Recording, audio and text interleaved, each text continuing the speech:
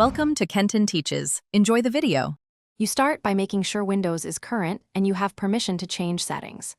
Once updates are confirmed, close the Fullscreen app and press Windows key plus I to open settings. You need to be in an administrator session so changes stick. If prompted, accept the user account control dialog. Now, navigate to System, Display, and be ready to adjust taskbar behavior. This first step makes later fixes consistent and prevents version-related quirks. Once in Settings, go to Personalization and open Taskbar options. Turn off Automatically Hide the Taskbar and check whether taskbar alignment or corner overflow settings are causing focus shifts. Make changes slowly so you can test each tweak. If the issue persists, press Ctrl plus Shift plus ESC to open Task Manager. Locate Windows Explorer, right-click and choose Restart. That reloads the shell and can clear transient display bugs. Make sure to test a Fullscreen app after each change to isolate the trigger.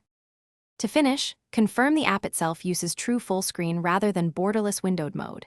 Change the app's display mode and test again.